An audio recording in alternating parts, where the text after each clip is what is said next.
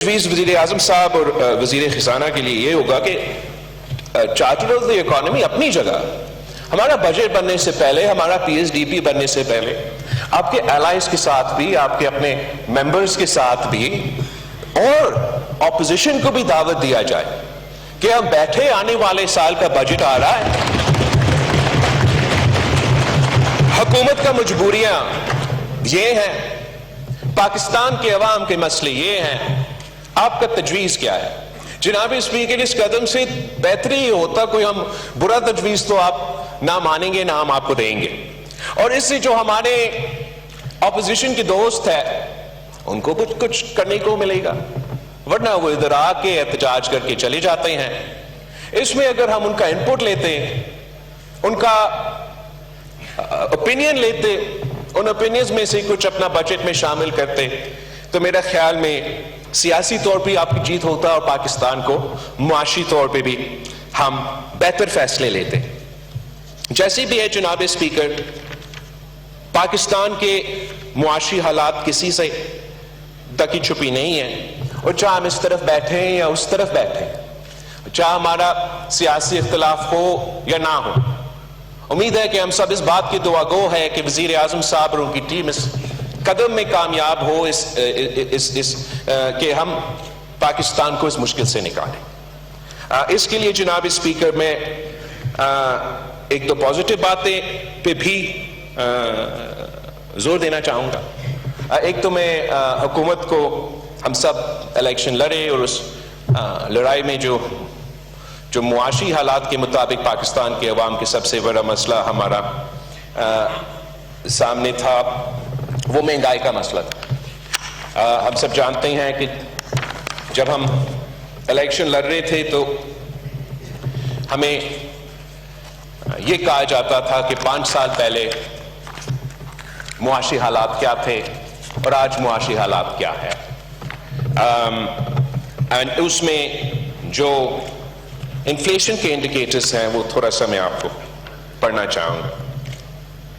تو 5-6 سال پہلے جناب speaker 10 kilograms of wheat flour would cost less than 400 rupees, and today it costs more than rupees 1,400. Similarly, respectively, in the last 5 years, electricity prices have gone up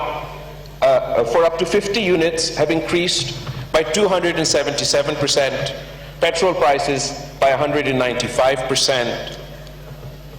اور اسی طریقے سے ملک، edible oil, دال have increased by 113%, 21%, 353%. جو ایک joint house hold جس کا income 5-6 سال پہلے 35,000 روپیز کا تھا، تو وہ مل کے جو خاندان کے کھانے پینے کے اشیاء تھے وہ پورا کر سکتے تھے، اپنے بچے کے تعلیم کا بندوبست کر سکتے تھے، 2 کمرہ کا گھر میں بھی رہ سکتے تھے، اور اتنا سیونگز بھی ہوتے تھے کہ چاہے کوئی میڈیکل ایمرجنسی ہو یا کوئی ریکریشن کے لیے استعمال کرنا پڑے تو ان کے پاس وہ پیسہ ہوتا۔ آج اگر وہی پوری اخراجات اس خاندان کو پورا کرنا پڑتا ہے تو ان کا جوائنٹ انکم کو 35,000 روپیز سے آج 70,000 روپیز ہونا ہے۔ تو ہم سوچتے ہیں کہ ہم ہر سال جو بجٹ لے کر آتے ہیں اور جس کی صورت میں عوام محسوس کرتے ہیں کہ مہنگائی کا اضافہ ہوتا جا رہا ہے، کہ کیسے عام آدمی پاکستان کا اس معاشی بوجھ اٹھاتے ہیں۔ And I'd like to compliment the government کہ ابھی تک جہاں تک اکنامک انڈیکیٹرز ہے، اور خاص طور پہ مہنگائی کے بارے میں تھوڑا سا ایک سلائٹ ڈپ آ رہا ہے، اور ہمارا امید ہے کہ حکومت وہ پالیسیز جاری رکھیں گے جس کے نتیجے میں یہ مہنگائی میں کمی آ رہی ہے، اور امید ہے کہ اس مہنگائی کی کمی کو عوام محسوس کریں گے، عام آدمی محسوس کریں گے۔ اور اگر 5 سال میں حکومت صرف اس ایک قدم میں کامیاب ہوتا ہے، میرے خیال میں نہ صرف سیاسی طور پہ ان کے لیے ایک بہت ہی بڑا کامیابی ہوگا، مگر پاکستان کی عوام کی سب سے بڑا مطالبہ جو ہے وہ مہنگائی کے حوالے سے ایڈریس ہوا ہوگا۔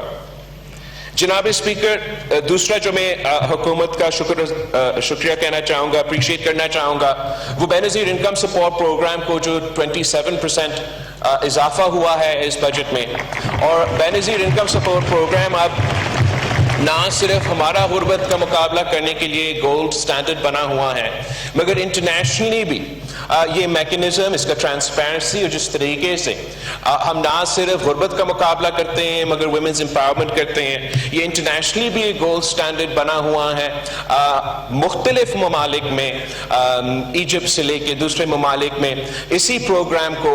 انٹرنیشنل سپورٹ کے ساتھ لایا جا رہا ہے تاکہ وہ اپنے غریب ترین عورتوں کو مدد کر سکے۔ تو میں سمجھتا ہوں کہ یہ پاکستان کا کامیابی ہے کہ ہم ایسا کوئی منصوبہ لے کر آئے ہیں، ویسے جو ہم کہہ سکتے ہیں کہ اس کو